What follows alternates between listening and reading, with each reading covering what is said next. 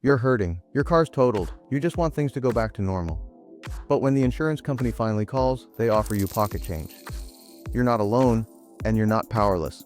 Let's talk about how to negotiate with insurance without getting steamrolled.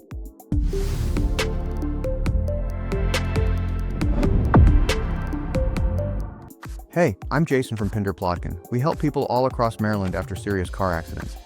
If you've ever dealt with insurance after a crash, you know it can feel worse than the accident itself. They sound polite on the phone, but remember, their job is to save money, not to make sure you're okay. Today I'll walk you through what to say, what not to sign, and how to protect yourself when those calls start coming in. Before we dive into what to say and what to avoid, let's look at what's really happening behind the scenes. Let's be honest.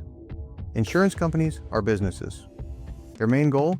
Pay out as little as possible, as quickly as possible. Here are 3 common tactics they use. Pressure to settle early. They'll say things like, "This is the fastest way to close the case," or "You'll get your money right away." But that first offer often leaves out long-term care, lost wages, or hidden injuries. Downplaying your injuries. "It was just a minor crash, right?" Or "You seem fine now, don't you?"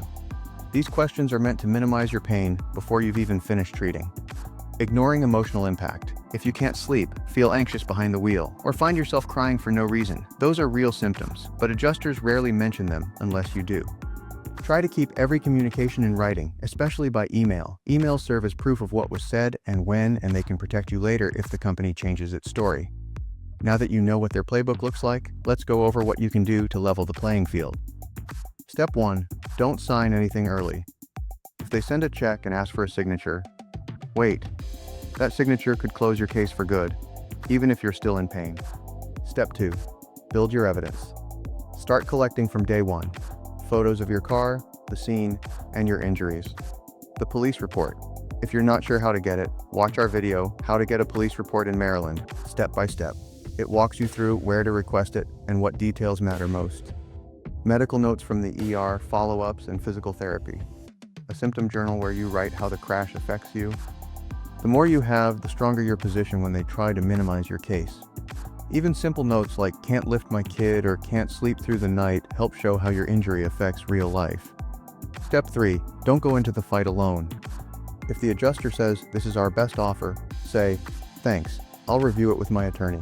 Even if you don't have one yet, that line slows them down and puts you back in control.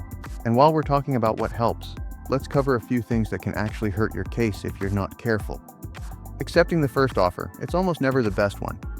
Talking too casually on the phone. Everything you say is recorded. Avoid phrases like "I'm fine now" or "I'm just sore." Delaying medical treatment. Waiting weeks to see a doctor makes it look like your injuries weren't serious.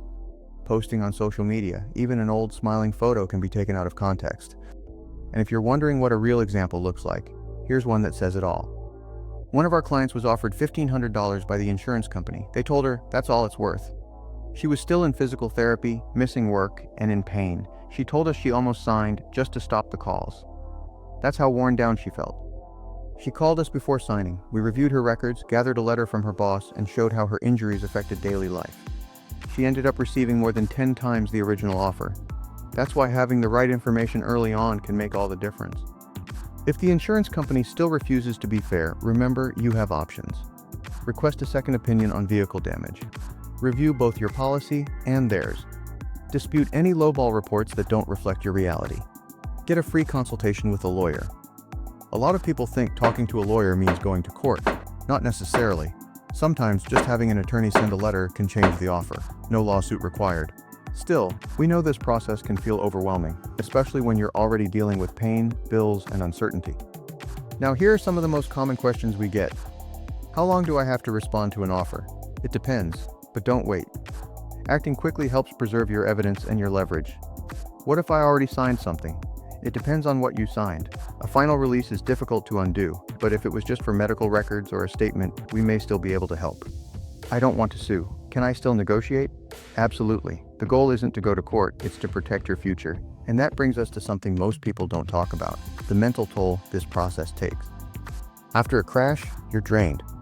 You're juggling doctor visits, missing work, worrying about your car, and now you're dealing with insurance calls on top of it. It's exhausting. That's why getting guidance early matters.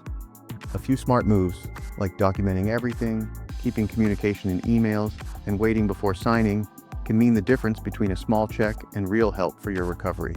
You deserve support that helps you rebuild, not just repair your car. And if you're still wondering what to do when an insurance offer feels unfair, check out our next video. And if you're feeling overwhelmed, we can help. Schedule a free consultation today. We'll go through your situation and help you plan your next move. No pressure, no commitment. I'm Jason Plotkin from the Pinder Plotkin legal team. And remember, you don't have to face the insurance company alone. At Pinder Plotkin, we work on a no-win, no-fee basis. That means you don't pay us unless we recover compensation for you. It's our way of making sure anyone in Maryland can get the help they deserve without worrying about upfront costs.